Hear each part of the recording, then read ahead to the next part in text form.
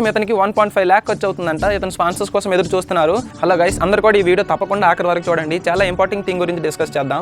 చాపర పూర్ణారావు గారు మన శ్రీకాకుళం జిల్లాలో టెక్కలి మండలం శ్రీరంగం గ్రామానికి చెందిన ఈ అబ్బాయి ఇంటర్నేషనల్ బ్యాడ్మింటన్ ప్లేయర్ అనమాట.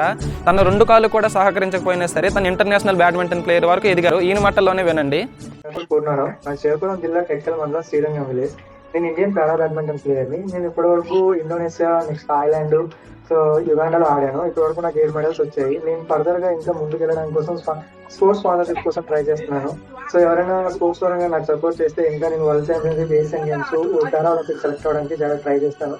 సో ప్లీజ్ ఎవరైనా ఉంటే సపోర్ట్ చేయండి. ఇలాంటి వాటిని మనం ఎంకరేజ్ చేయాలి. ఇప్పుడు 2024లో సెప్టెంబర్లో ఇండోనేషియాలో జరగబోయే ఇంటర్నేషనల్ కాంపిటీషన్లో ఇతను పాల్గొనాలనుకుంటున్నారు. వీటి కోసం ఇతనికి 1.5 lakh ఖర్చు అవుతుందంట. ఇతను స్పాన్సర్స్ కోసం ఎదురు చూస్తున్నారు. ఏదర్ మన వంతు మనం ఎంతో కొంత సహాయం చేద్దాం ఈయన కోసం. అమౌంట్ని కలెక్ట్ చేసి ఇక్కడ కనిపిస్తున్న నెంబర్కి ఈయన షేర్ చేయండి. డైరెక్ట్గా అతని నెంబర్సే.